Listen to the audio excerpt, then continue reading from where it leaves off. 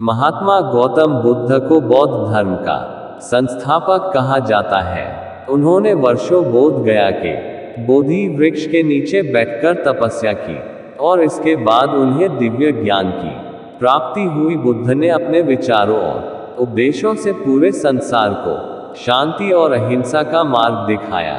इसलिए कहा जाता है कि बुद्ध के विचार आपका जीवन बदल सकते हैं। बुद्ध की आज की अमृतवाणी में आपको बताएंगे गौतम बुद्ध से जुड़ी एक ऐसी कहानी के बारे में जिससे आपके जीवन में खुशियां ही खुशियां रहेंगी, क्योंकि बुद्ध का मानना है कि ये पूरी तरह से आप पर ही निर्भर करता है कि आप खुशी या गम क्या लेना पसंद करते हैं।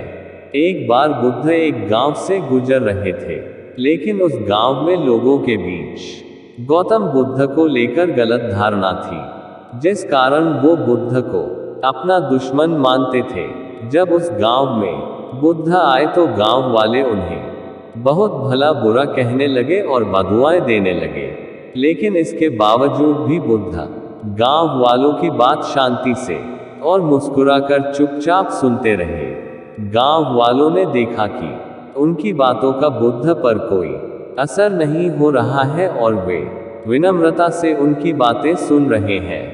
गांव वाले जब बोलते बोलते थक गए तो आखिर में बुद्ध ने कहा कि यदि आप सभी की बातें समाप्त हो गई हो तो मैं अब प्रस्थान करूं। बुद्ध की बात सुनकर गांव वाले हैरान रह गए, लेकिन उस भीड़ में एक व्यक्ति ने बुद्ध से कहा कि हमने तुम्हारी कोई प्रसन्नता नहीं की है, हम तुम्हें बदुआएं दे रहे हैं, क्या तुम्हें इससे कोई फर्क नहीं पड़ता?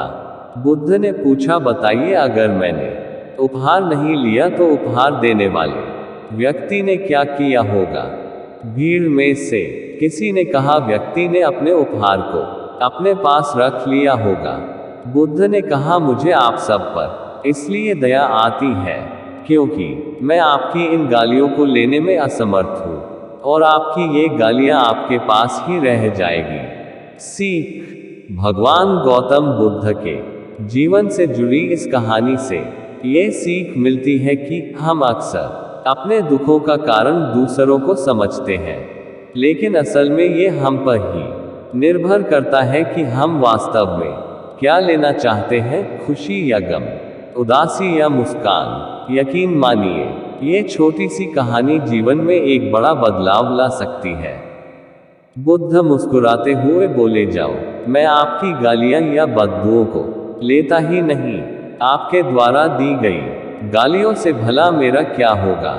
जब तक कि मैं आपकी गालियों को स्वीकार ही नहीं करता, इसका कोई परिणाम ही नहीं होगा। जानते हैं, कुछ दिन पहले एक व्यक्ति ने मुझे बहुत सारे उपहार दिए, लेकिन मैंने उसे लेने से मना कर दिया। जब मैं लूंगा ही नहीं तो कोई मुझे कैसे दे पाएगा?